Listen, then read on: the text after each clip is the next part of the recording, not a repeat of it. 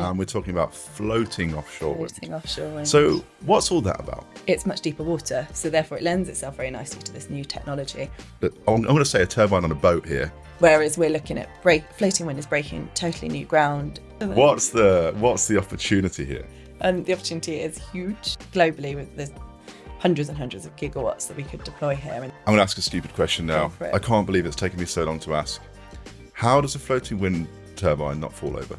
It's kind of the catalyst, I would say, for floating wind in the Celtic Sea. So you construct it onshore and like almost in a shipyard and then tow it out. Yeah. Nuts. Yeah, absolutely nuts. Yeah. My favourite fact about a 15 megawatt turbine is that one rotation of a turbine can power a house for 2 days.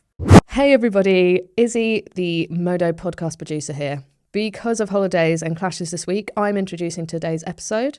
This one is a Modo Selects, and we are revisiting a conversation from last year with Kerry Hayes from Simply Blue Group.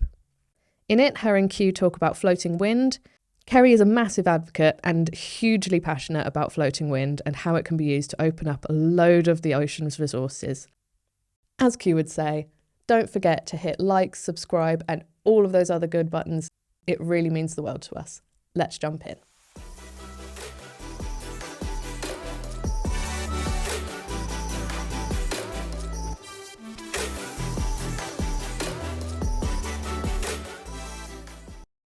Hello, Kerry. Hello. Right. Welcome to the podcast. Welcome to Modo. Welcome to Birmingham. We did just mention, it's probably worth saying for the podcast, there's a lot of shouty men outside doing stag do. So if you're listening to the podcast and you can hear testosterone in your ears, then it's not us. Well, it's certainly not me anyway. Certainly not me. No, lacking in testosterone. And Kerry Hayes, why are we talking? Why are we talking? Who are you and where are you from? So who am I? My name's Kerry Hayes, as you just said, and I work for a company called Simply Blue Group. Mm-hmm. And Simply Blue Group is an early stage blue economy developer. And by that, I mean, we get involved in lots of good projects that use our oceans. So my main area of focus is around floating offshore wind, but the company does lots of cool things in aquaculture, sustainable aquaculture. Aquaculture? Yeah. That's a cool new word. Yeah. We've never had that on the podcast before. So lots of stuff there. We're doing some stuff around seaweed and trying to sort of grow that more sustainably as a food source. We do some wave energy stuff. So we do all sorts of things and we're constantly evolving. But our kind of main ethos is doing really good stuff with the oceans. And so I work on our floating wind side of things. I've been with the company since August of last year. And before that, I worked with a company called Regen, who I think Modo are familiar with. Yeah, props to Regen. Yeah, we love Regen. Yeah, thanks Regen. Fighting the good fight. Love them. They're a brilliant team of people doing exactly as you say, fighting the good fight. So I was there with them for 10 years. I started as an 8-week intern and poor old Merlin at Regen couldn't get rid of me. So that seems to happen quite a lot, right? Yeah. It's a great way to bring people into the sector though, to start up as, as an intern and then work your way up and earn your stripes.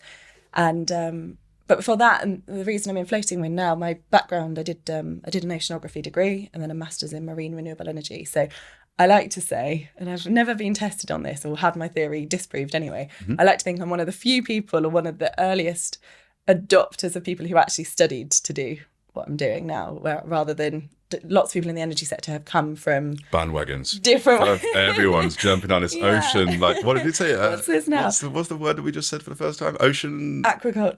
Aquaculture bandwagon. So lots of people moving around from different things. So I actually sort of specifically wanted to get into this.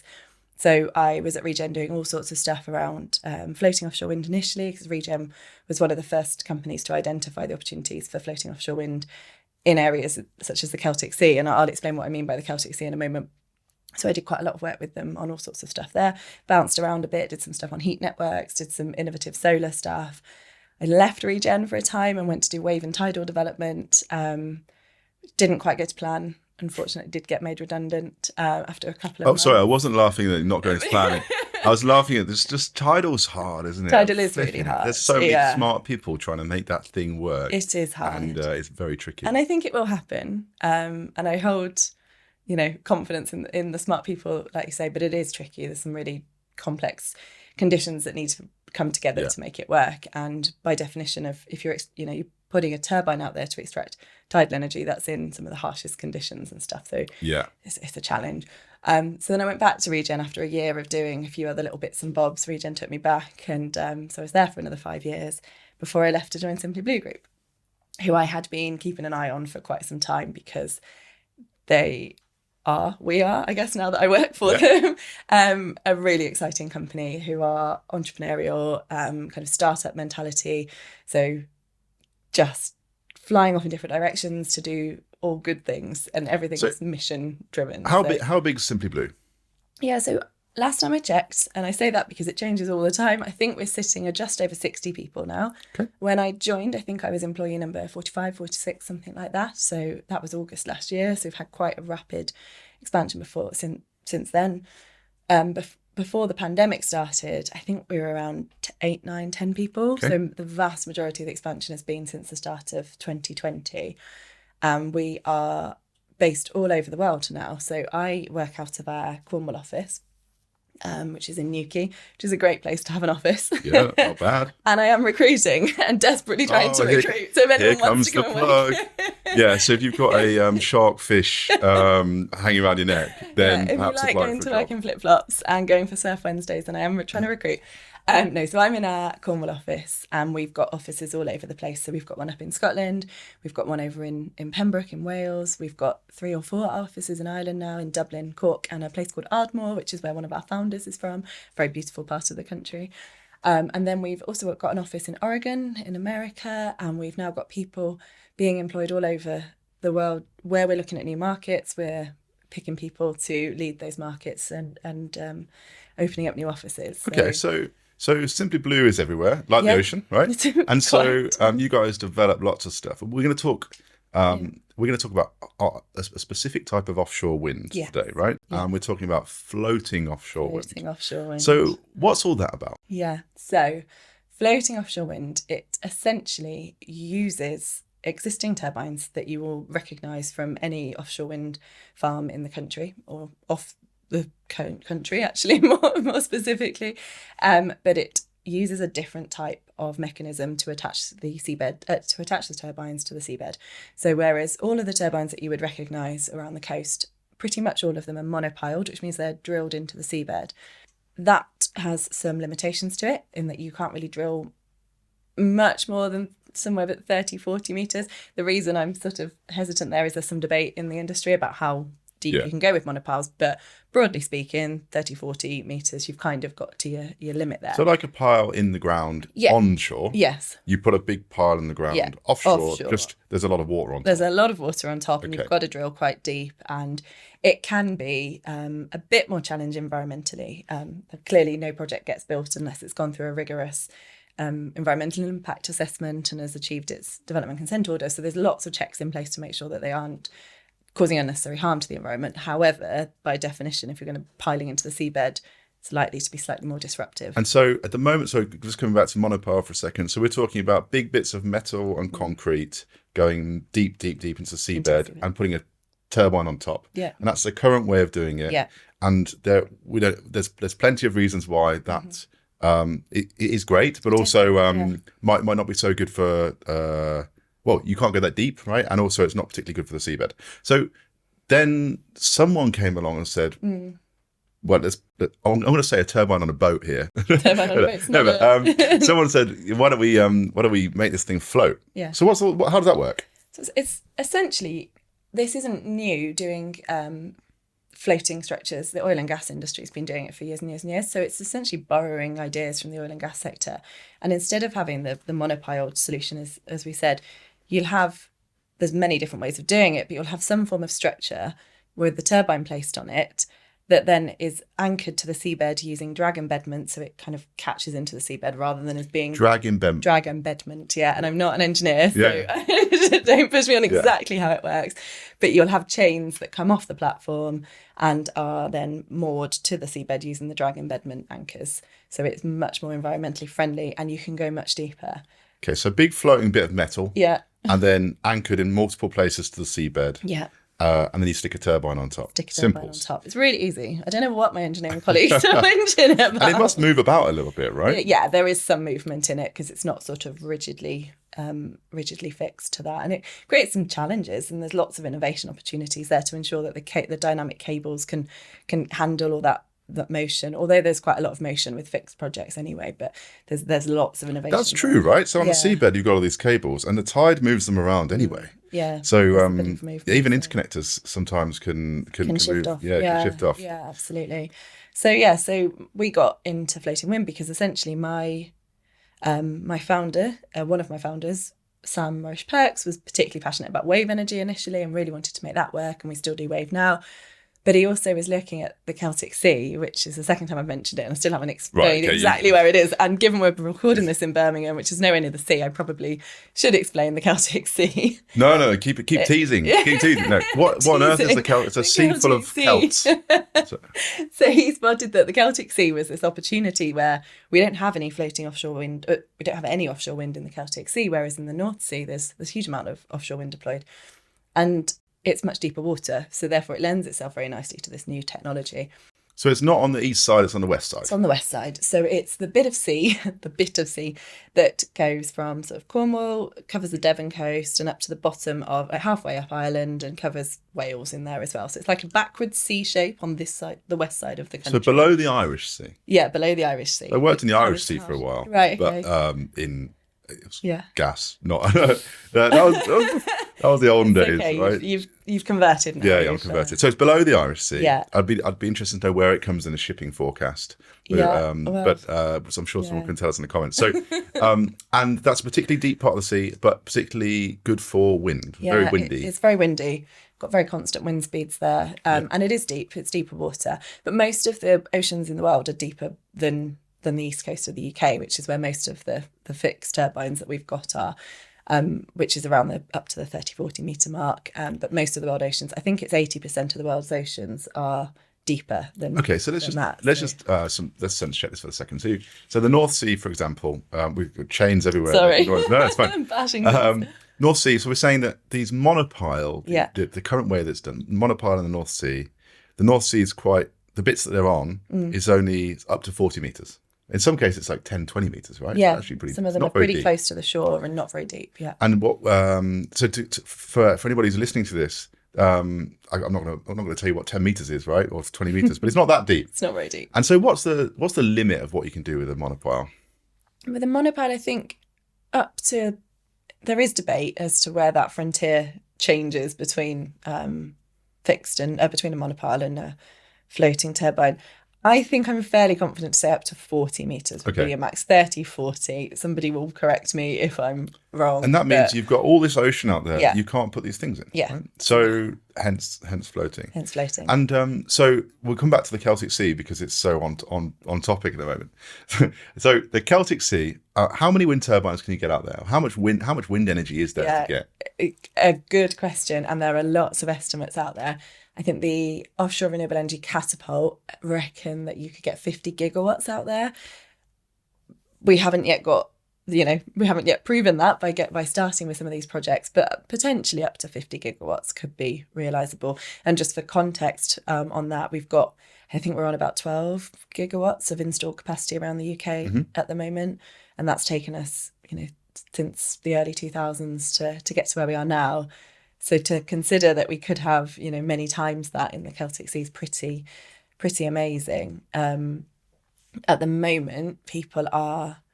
So the way Simply Blue delivers projects is by forming joint ventures. So we decide that we want to do a project. We do a lot of the early works, make sure that it's that we think it's deliverable, and then we join up with a big strategic that can help us do this. So we can bring the entrepreneurial local angle to the projects, and then we bring somebody in.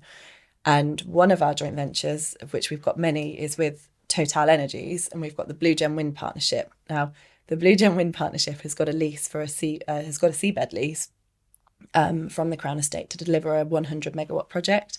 Okay. And that's for the Erebus project. So I split my time at Simply Blue on our pipeline of new opportunities, where I work entirely for Simply Blue Group.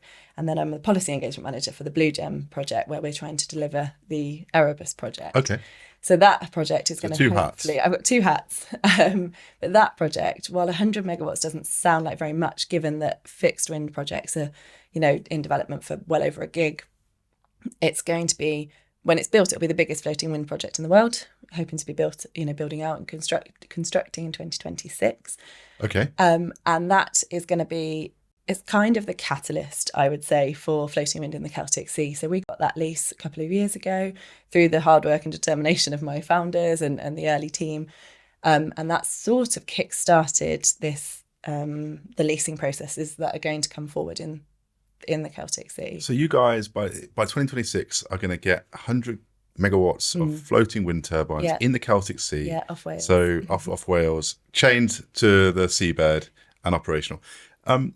Can we get an idea of scale of it?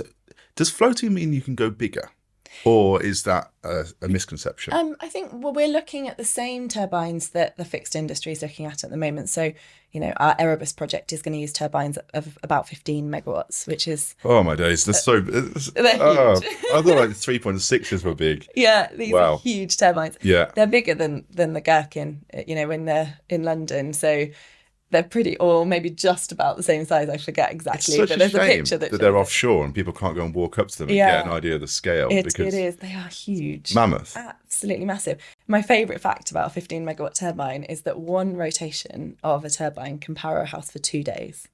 Wow. Which is pretty phenomenal. Like, it just makes sense to build these things big offshore. They're further away from the coast, so they're much more friendly from a stakeholder perspective because they're much harder to see. They're in deeper water. People on golf courses can't complain. They have to, oh dear, I've got to look at a wind turbine. Anyway. Yeah. So you can go big. You can go big like fixed. Let's get some parlance right here. Did you call them fixed wind? Fixed wind or fixed bottom. Fixed bottom, right. I flip between terms and call it traditional offshore wind and trad wind. All sorts of things. Okay, right. Trad wind. So let's not make that a thing. So you can go big just like those guys. Yeah. And then how? Like, does this mean that there's a lot more wind power available to us as an island than typically, or is the continental shelf around the UK pretty big and actually most of it is okay, it's fixed? Is high wind for other countries, or is high wind for us? Not high wind. Oh, high wind. That's we'll talk about that in a minute. Is floating wind for other countries or for? It's for everybody. Floating wind is for everyone. There's a massive opportunity globally. Most of the world's oceans are deep, really deep, and require, if they want to make the most of offshore wind, then it's going to require floating wind. So it absolutely suits the western seaboard of the UK around, the Celtic Sea. As I said, I haven't mentioned Ireland. Ireland's got very deep water as well. We're an Irish headquartered project company, and so it will be of no surprise that we have projects that we're looking at off Ireland, different joint venture to the one I'm involved in. That's with Shell. And the Irish are killing it. They're like, right, we're going 100% renewable tomorrow. It's a lot of ambition. Love it. There's challenges. They've got similar challenges and we can talk about challenges in a moment. They have challenges to the physical workings as well. But they're a committed bunch and want to see some big projects coming off. But there's all sorts of parts around the world. We've just announced a joint venture, or announced projects rather, in Sweden. We're looking at all sorts of other areas. We've submitted an application for a project in Poland. We've got a team over in the States who are looking at opportunities. By the time we finish recording, there'll probably be another announcement from us on another market that we're looking at, because there's so much opportunity for floating wind. It really is global. And it's a very exciting time to be part of it. Absolutely. They're responsible for leasing the seabed, and we as developers are all readying ourselves now. For those of us that don't have leases or want more leases, we've got a 100 megawatt lease. We're about to be going in for a big 4 gigawatt leasing round. Whoa. Last time I checked, there are now 21 developers who are wanting a piece of that 4 gigawatts. Wow. And the intention... Does that have a round number? Well, I don't know if we would call it round 4 or if we would call it round 1, because it's so the fixed offshore wind projects have gone up round 1 to 3, with some extensions mixed in there. sorry, no, there was a round 4. Round 4's already been, so round 5. This could technically be round 5, or it could be a new one, because it's the first officially dedicated to floating wind. They've been splitting rounds recently, haven't they? Four and then a letter, and then who knows, right? How you want to split this up. What about investors? Because right, in the world of batteries, we always come back to we're battery geeks, right? It's only very recently that, I say recently in the grand scheme of things, that investors have got comfortable with the technology around batteries. And now it's like easy peasy, everyone's, I say easy peasy, I'm being silly, but it's straightforward, right? Investors generally know what these things are, they get it, it's all right. But the floating wind thing, are investors comfortable with that as a technology yet? Or are they a little bit unsure? I think if they're not comfortable, they're very quickly getting comfortable. There's, as I said, we've formed lots of joint ventures with people who've got, lots of experience doing this sort of stuff. So doing deep water offshore projects like Total and Shell, and we've got another one with Ørsted. So people who do already understand this are comfortable with these sorts of projects. We're seeing lots of new entrants coming into the market, and we're seeing lots of diversification from other sectors as well. So I think people are comfortable because it is new, but it's not new. The turbines are the same. They've been being developed for a long while, and there is a lot of work to do on the foundation, the platform, if you like, and there's still lots and lots of different types of floating platform out there. But again, the oil and gas sector has been doing deep water floating projects for some time, so it's not completely new. It's just putting two bits together to create something. So I think there is confidence. So I know CFDs are very important for wind, right? CFDs. CFDs, which stand for Contracts for Difference. Contracts for Difference, right? And this is basically a mechanism so that I'll let you explain. Bridget did a really great job, so you've got to beat Bridget in less words. What is a CFD? The CFD essentially is a way of giving certainty to the project developer that you are going to get a certain amount of money for your energy that you've generated. So it's done on strike prices, it's done in an auction, it's a competitive process, and it essentially promises you a price that you're going to get topped up to from where the wholesale price is. And if you go over that, you have to give it back. So you're going back into the public good. But it means that you can guarantee a certain revenue for your project. So it's important from a certainty point of view. And will CFD strike prices for floating wind be higher or lower than trad wind? Yeah, trad wind. Yes, they will be higher. And I'm glad you've asked the question, because it's a really important point, actually, and it's something that those of us who are in the sector are talking about all the time. Just yesterday I was at an event and we were having a coffee, and about 8 of us just sort of talking about the challenges with the CFD here and the perception of the CFD publicly and in other parts of the renewable sector. Because what's happened with fixed offshore wind is the strike price has got lower and lower and lower and lower and lower, and projects were originally looking at £155 per megawatt hour in the first sort of round. We're now down at something like £39 per megawatt hour, and it's dropped really quite rapidly. Cool. Yeah, but sorry, it is cool. Other wind types are available. Yeah. But that's impressive to get below 40 quid. Impressive. I mean, it is fantastic. There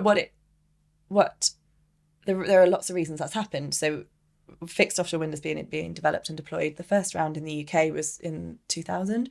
We're now in 2022, so there's been 22 years there of development. The sites are shallow water, so that reduces your cost. You're not going as far offshore. You're not operating in as deep. It's not apples for apples. Yeah, I would say it's not apples for apples. And I think where we're looking at these new areas like the Celtic Sea, which is where we love the Celtic Sea on this podcast right now. Celtic Sea is killing it. That's where I do most. It's all my personal focus. Well, the company's got lots. That's my area, but the supply chain isn't developed there yet. The port infrastructure still needs to come along. So. And why that's important is when you do your CFD application, you're trying to get your costs as low as possible, and your costs are driven by your supply chain and by your installation methodologies and where you have to tow your turbines in from. If you are not able to make the best use of local supply chains, your costs are not going to be as cheap as areas like the east coast of the UK, where there is now a very developed offshore wind community there. So the costs are also. Should I start booing when we talk about the East Coast? I love this area. East Coast is great. If it's not Celtic, we're going to boo for it.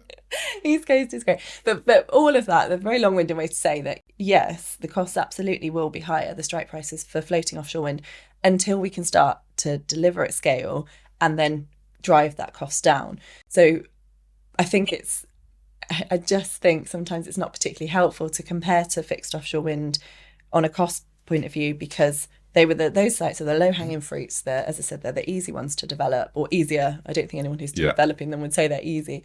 Whereas we're looking at floating wind is breaking totally new ground, fantastic opportunities, but all of those things are going to have costs. So if you guys are in deep water, does that mean there's less NIMBYs?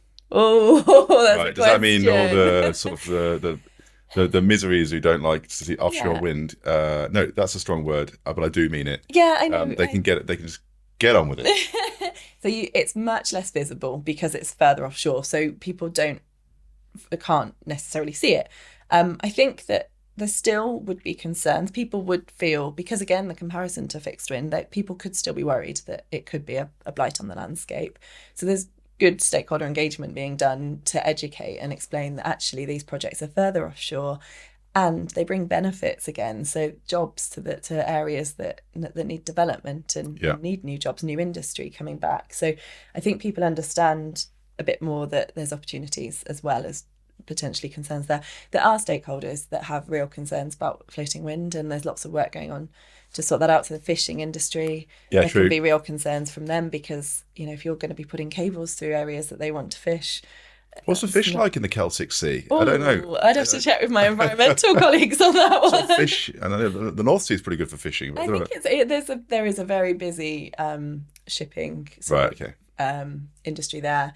But, people do good work to ensure that you don't end up putting projects in the middle of really important fishing areas. So there's a lot of work to be done to avoid conflicts with other stakeholders and then to mitigate the risk as well. But I'm going to ask a stupid question now. I can't believe it's taken me so long to ask. How does a floating wind turbine not fall over? That's a very good question. Obviously, it's got anchors, blah, blah, blah, blah, blah. I'm from Birmingham, so we have canal boats. That's the only boat. That's the only boating experience we have.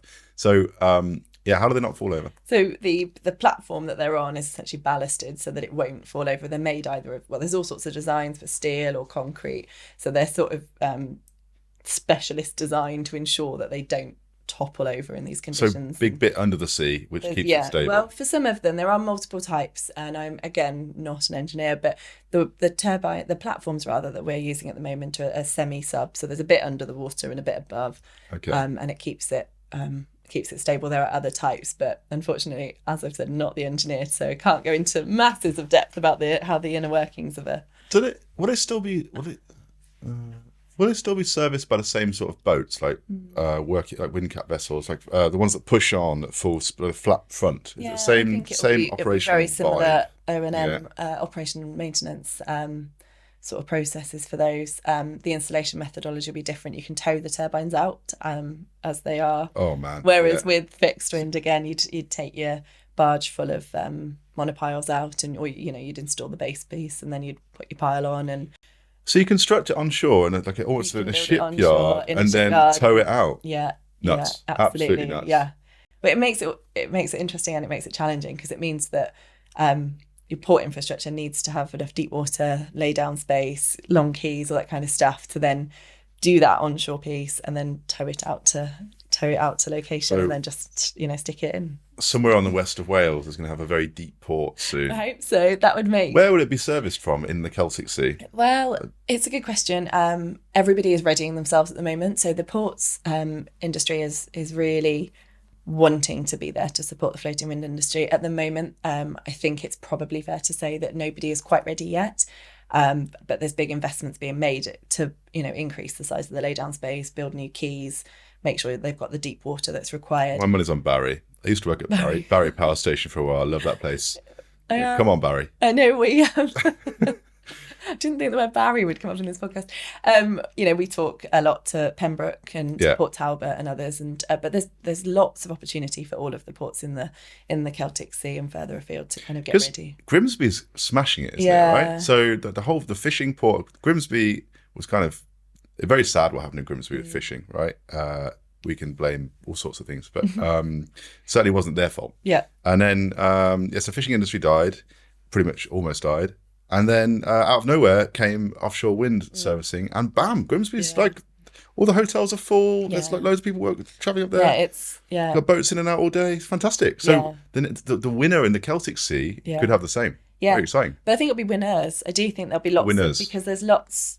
I don't think the scale of the opportunity is going to require a huge increase in the port infrastructure because our project Erebus, the first one that we will be doing, is 7 turbines, but as I said, if people think there's 50 gigawatts out there, even in the 4 gigawatt leasing round that's to come, we're doing 100 megawatts, which is a tenth of a gigawatt. That's 7 platforms and turbines. Scaling that up to the 4 gigawatt opportunity, it's Friday afternoon, I can't do the maths that quickly. There's a lot of turbines. Yeah, there's a lot of turbines. A lot of platforms. So there's a lot of opportunity. Whenever anyone has to do maths on this podcast, it's wrong and just completely rubbish. So I just won't try. But can we talk supply chains for a minute? Yeah. Right, because I know this is general windy stuff. Yeah. But so in the battery space, supply chain, everyone's talking about supply chains. Yeah. So rare earth metals, there's essentially like a proxy war going on between China and the States about buying up, mines in the Congo and whatever. That's a podcast in its own. We should do that. But also, productionizing and producing battery cells, there is not enough production capability out there. So how does it? And that's a real bottleneck because every country in the world is trying to build battery. Yeah. But the same is happening with wind, particularly islands or people who can do offshore. So what's supply chain look like in the wind industry right now? Is it in turmoil? Like, I'm going to get told off for saying turmoil, but again, strong, but I believe it. Is it in turmoil like the battery world is? It's a good question, and one that I'm probably not close enough to the real nitty gritty of the supply chain to actually answer. But I do know that everybody is trying to upscale. Everyone's trying to be ready for the opportunity, and is the demand currently does far outweigh what we can deliver.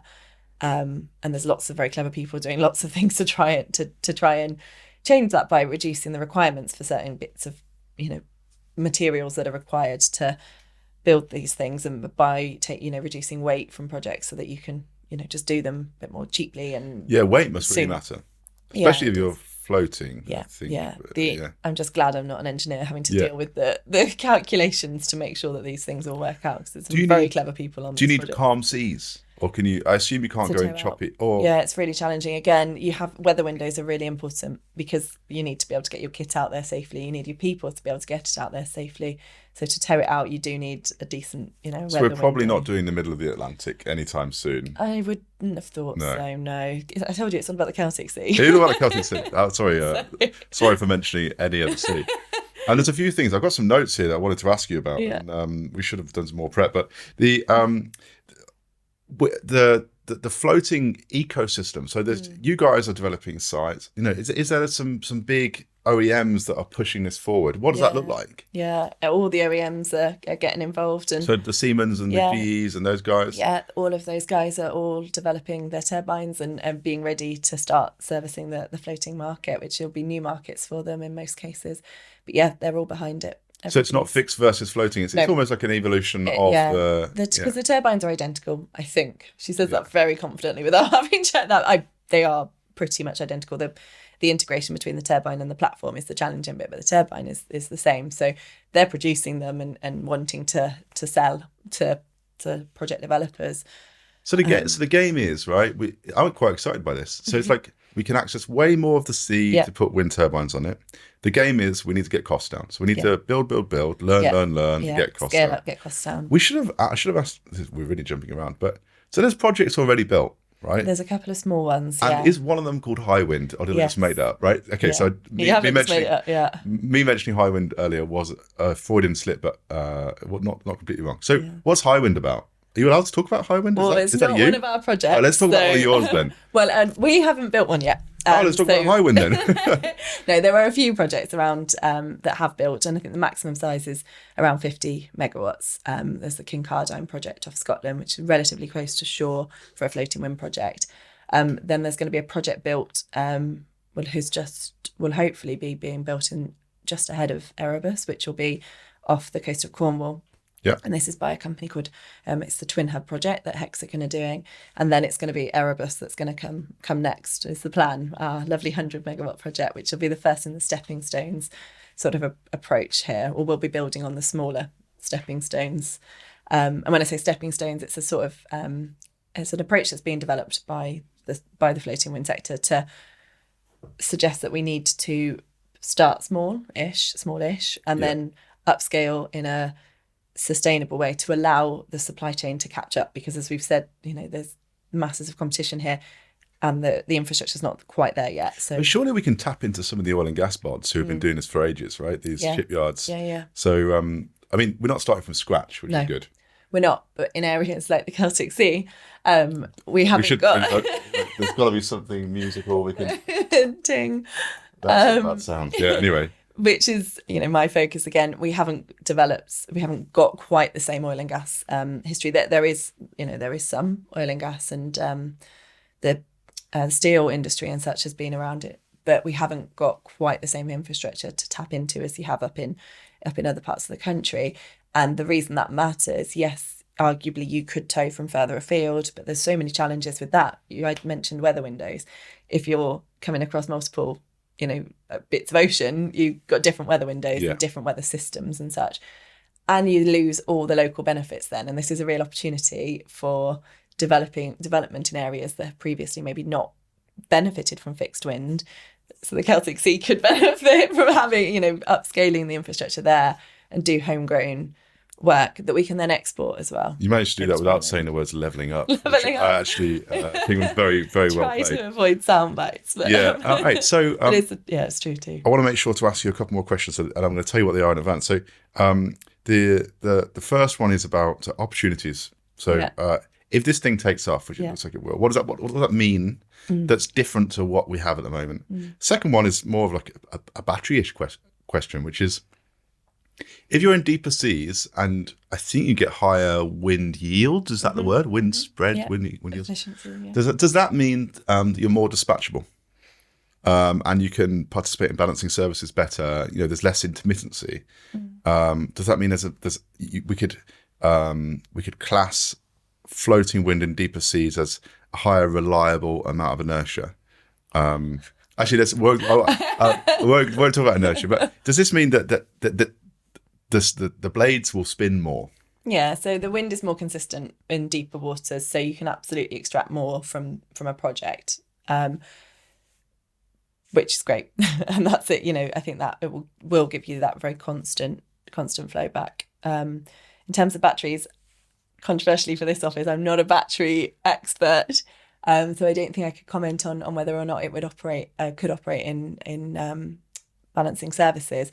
But what I would say is that floating wind, lots of developers now are looking at ways to overcome grid challenges and what you could do with your power if you can't get it into the grid, because it's one of the biggest challenges at the moment to floating offshore wind and offshore to offshore Bitcoin wind mining. That's what we're doing in general. So lots of people are looking at things like hydrogen or building battery storage into their projects in order to not lose the opportunity. So there's lots of people looking at that and different models to make the project stack up, particularly when you can't connect into the grid, or can connect into the grid, but it's much more challenging. Yeah. Okay. And then now here's the plug, right? So you now, Kerry, represent the whole offshore floating wind industry. No pressure there. What's the opportunity here? And the opportunity is huge. There's many opportunities.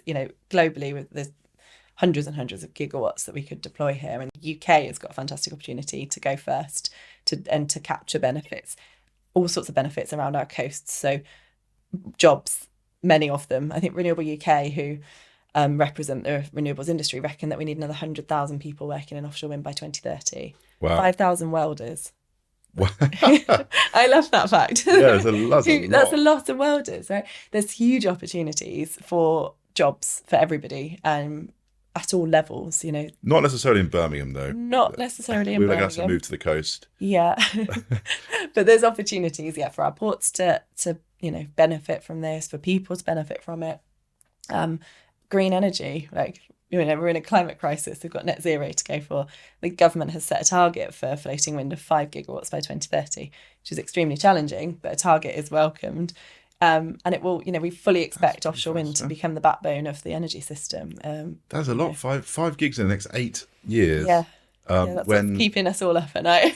when We I can don't know, achieve that. have they even consented for 5 gigs? No, so at the moment, I mentioned obviously the Crown Estate, so we're going, the Celtic Sea leasing round will happen in early next year, and there'll be 4 gigs from that. We've just had Scotland, which was quite widely reported as they got, I think it was something like, it was 18 gigawatts that they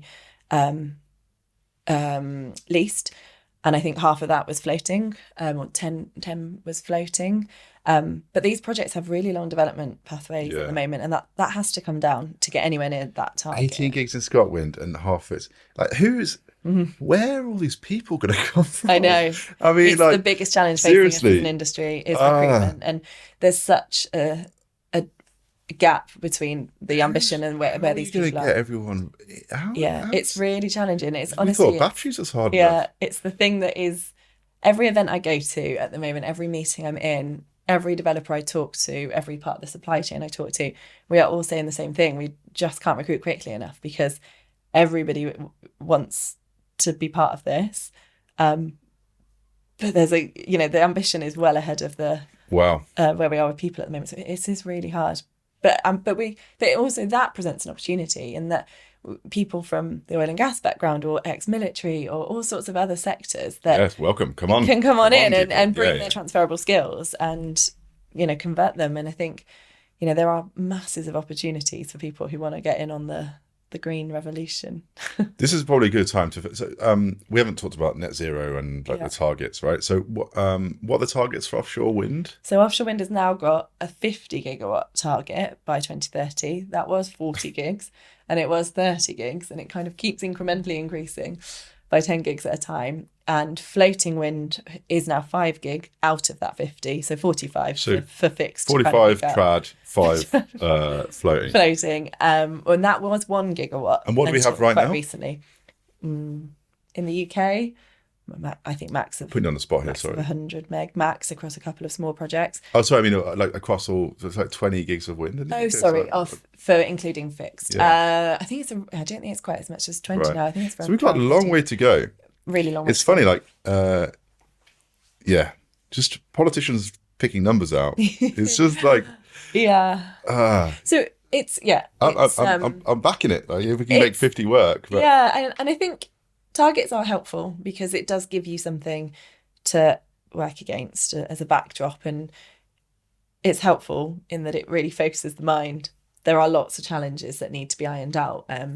I've mentioned grid. There are real challenges with the grid. We know it needs upgrading. There's at the moment going through the offshore transmission network review, which instead of in sort of previous times, all projects would just connect point to point in a radial connection. That would mean lots and lots of cables on shore, lots of connections on shore. And they're now trying to review that to make sure that we're a bit more coordinated. But that's a challenge. Yeah, hubs of big cables coming in. Yeah, that sort of thing. Are we all right? So Izzy, the producer's just wandering around, which usually means that something's broken, but we seem to be okay. It's good. Okay.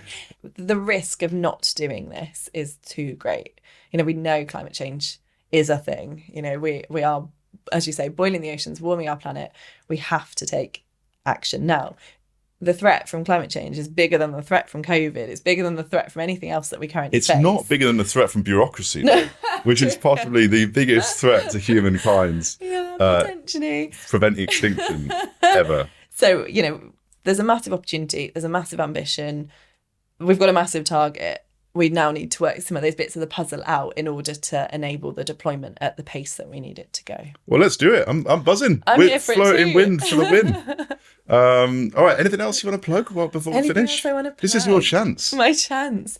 I mean, I've never been known to have a conversation in the renewables space without mentioning my personal bugbear, which is around Do it. the lack of gender diversity Yeah. in the sector. It's something I'm deeply passionate about. And I think it's an opportunity with floating wind now that we can try and reinvent the sector slightly. We don't have to keep doing what we've always done. Floating wind isn't doing what we've always done. And we can try and make sure we build a much more inclusive industry. And I focused on gender because that's the bit I feel most qualified to comment on. Clearly, there needs to be much better inclusion across the population. We absolutely cannot get to net zero, 5 gigawatts, 50 gigawatts, whatever number you want to throw, without engaging the full weight of the population. It's just So we need 2,500 female welders. That That's would what make we me need so happy. to do this. Yeah. And we need everybody there. We need, I've mentioned so many problems. Problems need solving. They need creative thinking. They need to do things differently. People need to do things differently. Therefore, we need to bring in different people from different backgrounds and different ways of doing things. And I think it's a fantastic opportunity we've got to engage, much more of the population than we currently do. So that's something I just literally can't remember the last time I had a conversation publicly or anything anywhere without discussing gender balance. No. So Thanks for bringing it up. I have to bring it up. No, well, I think we can do it. So We're on. it's a fresh start. Let's do it. One last thing to ask you. So, do you think 50 is going to happen by Yes. 2030? 50 will definitely happen. 2030 will be a challenge unless some of the things that I mentioned can be sorted out at pace to unblock some of the systems. So, as I said, planning has to be managed well, but we also have to build projects. So we've got to find a way to reduce the planning timeframe. The review around the grid has to happen, but it's got to happen much more quickly. We've got to invest in the infrastructure onshore in order to be able to bring these projects back on. We've got to invest in our ports now. We've got to start upskilling those people. We've got to find these welders. So we've got to be, it's a coordinated effort to put all the bits of the puzzle together to drive as far and as fast as we can towards that 2030 target. So I'm, cautiously optimistic. I think the government, this is my last If rant. they're listening. I think the government, well, yes, Boris, you. I think we need so many people to move out of other industries into, there's a fixed population, right? We need to move so many people over to building green stuff. Yeah. I think the government, because it's in the spirit of creating money from thin air at the moment, we should create money from thin air and give bonuses to people who move into the wind sector, the offshore wind sector. Particularly in the Celtic Sea, but especially... And particularly women, no. Particularly women, yeah.